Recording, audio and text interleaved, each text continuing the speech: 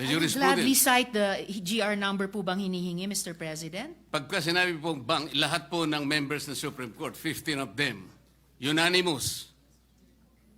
To Kasi po, reiterate what baka division lang yan, 5 lang yun. Hindi po No, bank Mr. yun. President, to reiterate what I already said, mga ano po ito, mga reversal ng unanimous Supreme Court decisions. Yes, but I am At sa asking for dalawang qualification, halimbawang Mr. President, binigay ko whether po these are on bank decisions MR. or decisions by a division.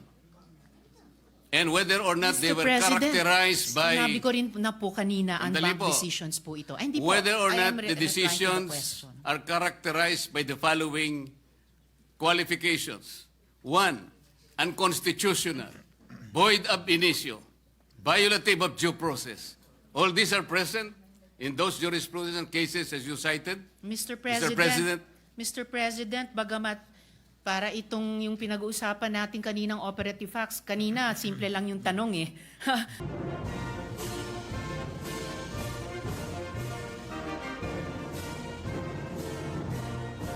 Senator Marcoleta, so desires.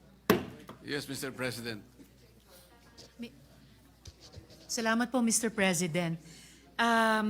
In lieu of an interpellation of the good gentleman from Tarlac, I will be seconding a motion, Mr. President, preceded by a brief manifestation.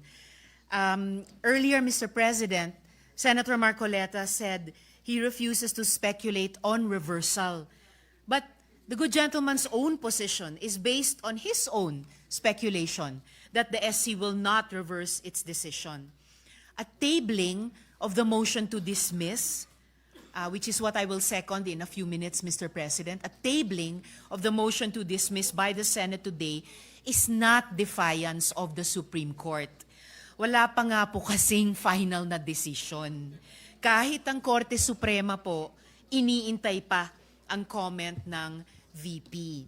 That is why I will be seconding the motion of the minority leader to table the motion to dismiss the impeachment complaint until the decision of the Supreme Court has attained finality.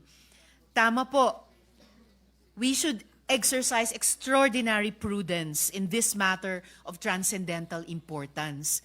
Still, I also wish to take this opportunity to express my thoughts at this crucial moment for our chamber. Mr. President, I agree and I continue to respect the Supreme Court. Hindi po magbabago iyan. But, Mr. President, hindi naman po ibig sabihin ng respeto ay pananahimik. Lalo na kapag inisip natin kung gaano kalaki ang nakataya dito. Magkaiba rin yung rumerespeto at yung bulag. Kaya naman, I will not be choosing silence, nor will I be turning a blind eye in the face of clear and unmistakable injustice. I am encouraged by the words of brave professors of the UP College of Law who in 2010 issued a sharp critique of a Supreme Court decision, Vinuya versus Executive Secretary, which said, the court cannot regain its credibility and maintain its moral authority without ensuring that its own conduct, whether collectively or through its members, is beyond reproach. So, in the context of the SC decision, Duterte versus House of Representatives, I believe we need to shed light on some concerns which former justices and constitutional framers themselves, some of whom are here this afternoon, Mr. President, have underscored. Una, the Supreme Court decision was based on critical factual errors. At binanggit na rin po ito ni Minority Leader. And this has since been pointed out by no less than retired Senior Associate Justice Antonio Carpio. For example, the decision said that the February 5 impeachment complaint was transmitted to the Senate without a plenary vote in the House. A simple check of the records, specifically House Journal number 36, shows that this is false. Walang haka-haka. Those official records are plain for anyone to see. Sabi tuloy ni retired Chief Justice Renato Espuno, na siyang chairman ng Philippine Constitution Association, the Supreme Court was faced with a famine of facts necessary to make a decision invulnerable to constitutional assaults. Pangalawa, actions already taken under a prior and valid interpretation should be recognized as legally effective. Yan naman ay mula kay retired Justice Adolf Ascuna. The House of Representatives was operating under the regime of the legal doctrines in Francisco and Gutierrez, which held that the initiation of impeachment proceedings begins from referral. Kung unconstitutional pala na sundin ang legal doctrines, in the words of Justice Ascuna, that is legally unfair. Paano nga naman unconstitutional kung sinunod lang nila ang patakaran ng mismong Korte Suprema? Dagdag pa po sa isang desisyon nitong 2020 lamang, Madreo versus Byron. Sabi ng Korte na kung may pagbabago sa doktrina at interpretasyon ng batas, dapat prospective ang aplikasyon nito. At ang pangatlo at huling punto, mistulang nadagdagan ang requirements sa proseso ng impeachment na hindi naman nakasaad sa ating saligang batas. These new limitations, Mr. President, are not found in our fundamental law. Wala yan sa konstitusyon at kontra yan sa accountability. One disturbing example, sabi ng desisyon, kailangan daw na isumite na ang bawat ebidensya laban sa opisyales sa pag-file pa lang ng complaint sa House. Dapat ba naka-attach na ang bawat bank slip, public record o testimonya ng witness na ihaharap kahit wala pa silang proteksyon ng Senate Impeachment Court? Ang tanong tuloy ng marami, realistic ba yan? Paano kung ang impeachment ay laban sa mataas na opisyal na kayang-kayang magtago ng ebidensya o manakot ng mga potential witness? Bakit humaba yata ang checklist ng proteksyon para lang sa impeachable officials? Samantalang ang taong bayan na nagtatanong, na naniningil ng pananagutan, sila pa ang pinahirapan. Sila pa ang nadagdagan ang requirements. Ayon sa Korte Suprema, an official facing impeachment does not stand to lose fundamental constitutional rights such as life, liberty, or property. Hindi buhay, kalayaan, o pag-aari ang inihahabla sa impeachment. Kung ang usapan naman ay due process, hindi ba't ang mismong impeachment trial na nga ang mismong venue para doon? Maririnig ang dalawang panig. May ebidensya, may magdedepensa. That is due process. So what are we afraid of? At dahil nandito rin po sa gallery ngayon, Mr. President, ang isa sa mga constitutional commissioners na si Christian Monsod, di lalo po akong confident na mag-take exception sa isang sinabi kanina ng good gentleman mula sa Taguig at Pateros na dapat mahirap ang proseso ng impeachment. Kontra po doon ang pananaw ng Constitutional Commission kung mababasa po natin ang records ng deliberations ng komisyon, partikular sa panig ni Commissioner Regalado. Muli, patuloy nating nirerespeto ang Korte Suprema. Pero pwede mong respetuhin ang isang institusyon habang nagtatanong at pinag-uusapan ang kanyang desisyon. In Firestone Ceramics Inc. versus Court of Appeals, the court conceded that it is not infallible. Should any error of judgment be perceived, sabi nila, it does not blindly adhere to such error. In this jurisdiction, rectification of an error more than anything else is of paramount importance. In the 2010 letter that I mentioned earlier, the UP law professors said that the position of the Supreme Court as the final arbiter of all controversies requires competence and integrity completely above any and all reproach. A breach of these values, the professor said, does violence to the primordial function of the Supreme Court as the ultimate dispenser of justice. And the UP Law Dean who led that letter to the Supreme Court, walang iba po kundi ang nagsulat ng desisyon na ating pinag-uusapan. Dear Mr. President, dear colleagues, I believe this decision is of the highest public interest, whose consequences will echo through time and history. Maraming taon mula ngayon, pag-aaralan at hihimayin ito ng lahat. Mula sa mga estudyante, mga journalist, mga political analyst, mga academics, at higit sa lahat ng ating mga kababayan. One day, and this day will come, history will judge all of us based on our actions today, August 6, 2025. When history comes to remember, let's hope we stood where it mattered, that even in the face of doubt, we did what was right and just. With deep respect for the Supreme Court and all institutions of our country, Mr. President, I therefore second the motion to table the motion to dismiss the impeachment complaint until the decision of the Supreme Court has attained finality. Salamat po, Mr. President.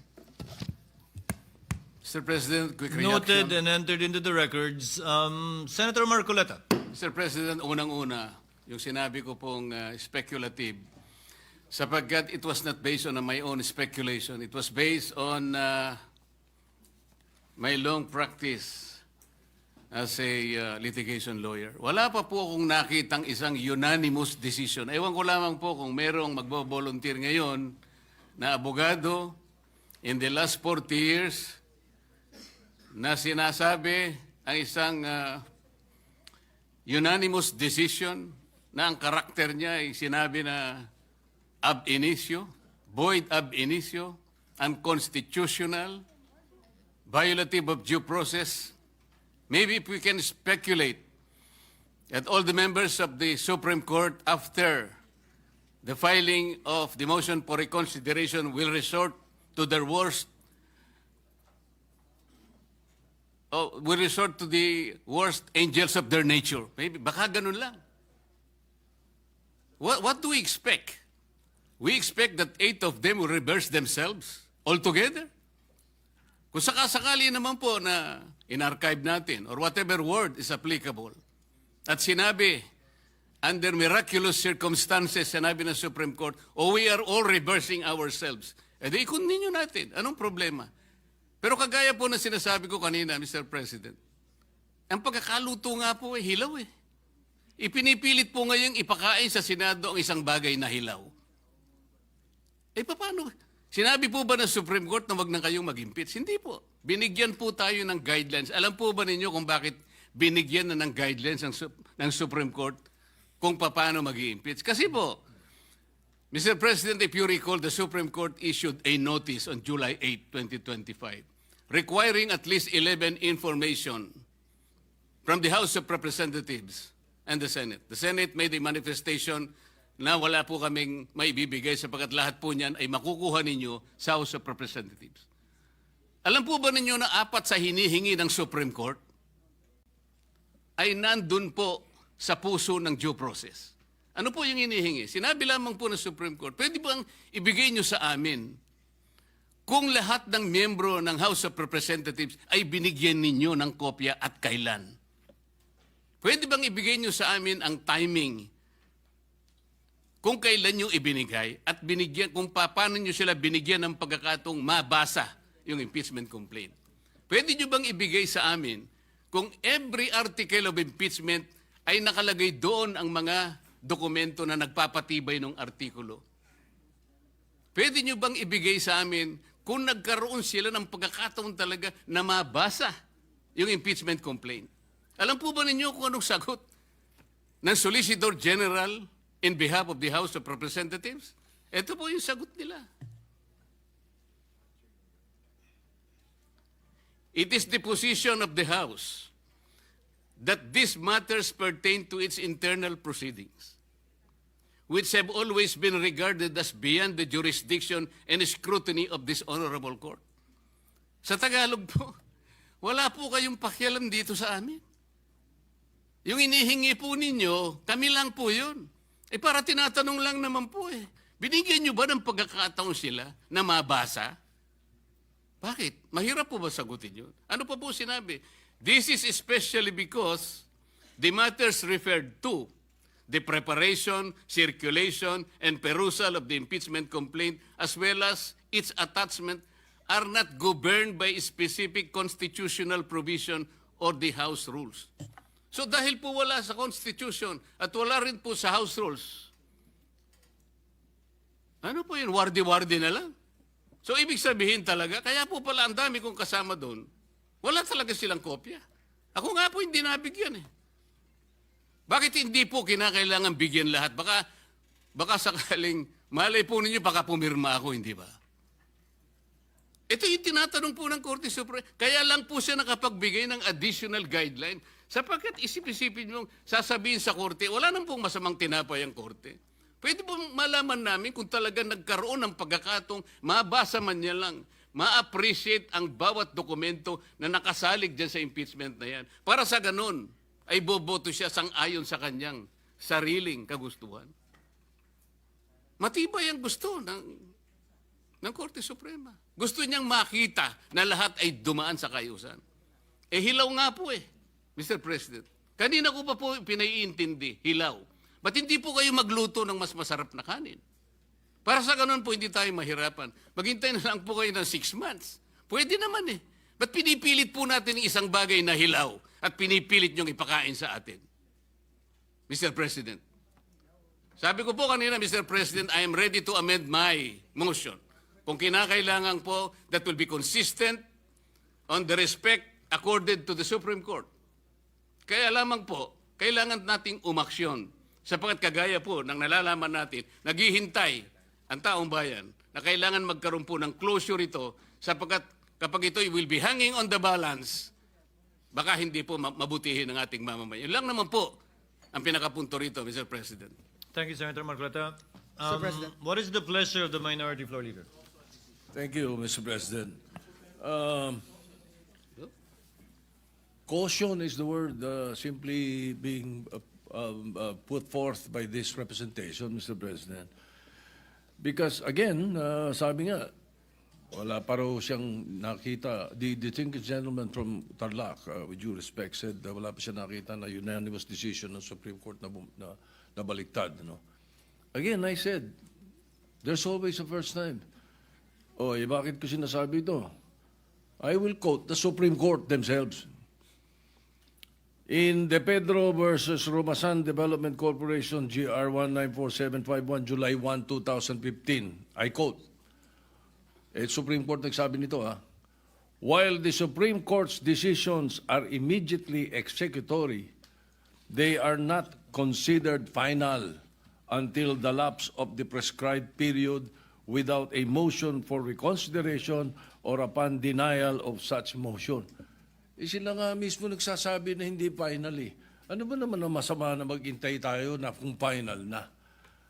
For all you know, I might vote on the motion to dismiss. Hindi ba? If there is such a motion, because according to Senator Lacson, it does not exist in the Senate. It exists in the impeachment court.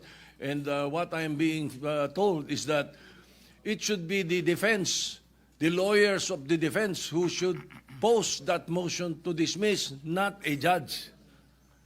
I agree with Senator Lacson. There is no such thing as a motion to dismiss in the Senate. In the impeachment court, yes. Thank you, Mr. President. Hindi po ba inamid na natin, Mr. By the way, President? just one last point. Why did the Supreme Court ask Sara to comment? Kung final and executory na yan, bakit si Vice President Sara was asked to comment by the Supreme Court just a few days ago? Di ba? So, ibig sabihin, talagang pakikinggan pa nila. At baka sakali makita nila, dahil yung mga abogadong nakapaligid sa kanila, nagbigay sa kanila ng mga maling figures at maling impormasyon. By way of Mr. point- President, kaya nga po nag-i-speculate tayo rito Hindi natin alam kung anong iniisip ng Supreme Court. Pero sa ngayon, sinabi po niya, immediately executory at tayo lamang po talaga ang pinagsasabihan niya. At tungkol naman po sa motion to dismiss na minodify ko na kung ayaw po ninyo, wala po akong magagawa. Pero may I invoke Section 135 of the Senate Rules. Ang sabi po rito, if there is no rule applicable to a specific case, the precedents of the Legislative Department of the Philippines shall be resorted to. So ang dami po nito eh. Dito po magkakaroon ng motion to dismiss dito. Lahat po ng precedents, kahit na wala po tayong specific rules, ay observe po natin ang Section 135 ng ating rules. Pero dahil inamend ko na nga po, kung pwede na po yung motion to archive, which is consistent to the immediate execution of the decision of the Supreme Court addressed to this august chamber. Oy, bakit naman po pinipilit pa nating i-delay based on speculation? Based on the fortunes of whatever the Supreme Court will decide later on, which is based on impossibility. Noted and entered into the records. Mr. President. Just What for, is the pleasure of the Honorable Cayetano? just 1 minute, Mr. President. Just for the information of the body, there's actually a Supreme Court case about the power to dismiss a case. Ito po yung Velasquez Jr.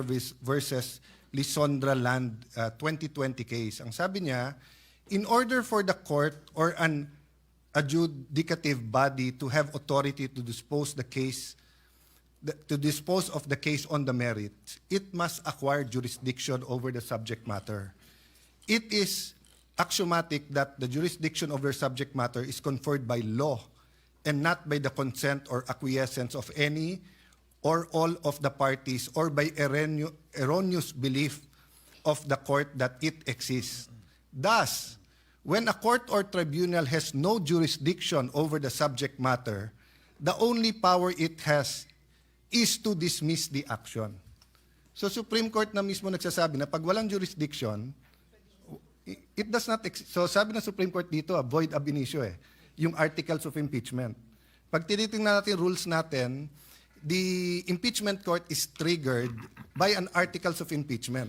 Kung walang article of impeachment, walang court. So yes, it's true na it is a fact, not an operative fact. It is a fact na nag-robe tayo, nandito tayo. It is not an operative fact na meron tayong jurisdiction doon. Lastly, Mr. President, sa Rule 39, Section 4, judgment not stayed by appeal. Judgments in actions for injunction, receivership, accounting, support, and such other judgments that are now or hereafter be declared to be immediately executory shall be enforceable after their rendition and shall not be stayed by an appeal. Some may say this is for injunction, receivership, etc., and not for the impeachment court. Ang point ko lang, Mr. President, Your Honor, Meron naman this is a case for injunction. yes, Filed by the Vice President against both the Senate and the House. thank you for that clarification. But even if it was not, Mr. President, that is why if the gentleman from Tarlac already said he's amendable. So kung halimbawa something like we move to act upon the Supreme Court decision and archive the case. Kasi yung Supreme Court decision, when you act upon, ano ba sabi niya? Immediately executory, ano ba sabi niya? Void ab initio. Ngayon, kung halimbawa na-reconsider at biglang sinabing tuloy, wala rin naman na epekto yon sa motion na we act upon the Supreme Court. Then at the proper time, someone can say here, we will act upon the latest decision of the Supreme Court. Di ba? So I'm just saying this in the spirit, Mr. President, na pag nakaboto tayo, at least klaro kung anong pinagbobotohan because some of us might not vote for the motion to dismiss just because we believe there is no such thing as a motion to dismiss. But I don't think that's our point. Our point is lagyan ng katahimikan to for a few months. February 6, game na ulit. Noted and entered into the records. Majority Floor Leader. Thank you, Mr. President. Next to interpolate, Mr. President, is the distinguished gentleman from Pampanga, but the gentleman from Pampanga is yielding the floor to our Deputy Minority Leader. Yes, what is the pleasure of the Honorable Ontiveros? Thank you, Mr. President, and to the good gentleman from Pampanga. Gusto ko lang pong bigyan ng point of information, sagot dun sa tanong ng good gentleman mula sa Tarlac, that in fact, the Supreme Court has reversed a unanimous decision in a lot of instances before. Dalawa lang po ang ibibigay kong halimbawa. League of Cities of the Philippines versus COMELEC. Original decision 2008, reversal on motion for reconsideration 2009. Isa pa pong halimbawa, International Service for the Acquisition of Agri-Biotech Applications Inc. o ISAA et al. Versus Greenpeace Southeast Asia. Original decision, unanimous, December 8, 2015. Reversed unanimously on MR din, July 26, 2016. So, hindi lang po tulad nung sinabi ni Minority Leader na there's always a first time, it has happened before. So, yung ganitong klaseng milagro na hinahanap, posibleng mangyari din po dito sa kasong pinag-uusapan natin. Malay po natin. Salamat po, Mr. Noted. President. Salamat Mr. sa good President, gentleman may I from know Tarlac. from And the entered good into the senator, records. Senator Marcoleta. may I know from the good senator if these decisions are bank decisions or divisions? Yes, Mr. President, unbanked decisions po. Well, you have to cite the I would gladly jurisprudence. cite the GR number po bang hinihingi, Mr. President? Pagka sinabi pong bank, lahat po ng members ng Supreme Court, 15 of them, unanimous. To Kasi po, reiterate what I... baka division lang yan, 5 lang yun. Hindi po No, bank Mr. yun. President, to reiterate what I already said, mga ano po ito, mga reversal ng unanimous Supreme Court decisions. Yes, but I am At sa asking for dalawang qualification, halimbawang Mr. President, binigay ko whether po these are bank on decisions or decisions by a division. And whether or not they Mr. were President, characterized sinabi by, ko rin na po kanina, Sandali unbanked po. decisions po ito. Ay, hindi po. whether or I not am the replying to the decisions question. are characterized by the following qualifications. 1, unconstitutional, void ab initio, violative of due process. All these are present in those jurisprudence and cases as you cited. Mr. President. Mr. President, bagamat para itong yung pinag-uusapan natin kaninang operative facts, kanina simple lang yung tanong eh. May kaso na po ba na ang Supreme Court sa unanimous decision ay ni-reverse ang sarili nila? Ngayon may dinadagdag na tanong. Pero sige po, yung League of Cities of the Philippines versus COMELEC, the Supreme Court in its original decision in 2008 unanimously declared the cityhood laws unconstitutional. I will have to get more information po on the ISAA reversal of unanimous decision. Pero malinaw na mga sagot na po ito dun sa original na tanong. So the original assertion na hindi po natin alam kung na-reverse na ng Supreme Court ang sarili nila sa original na unanimous decision has fallen by the wayside. Kasi the Supreme Court, as I said already earlier, has reversed a unanimous decision unbanked in a lot of instances before. Yun lamang naman po, Mr. President. Noted and entered Salamat into po. the records. Majority of Law Leader.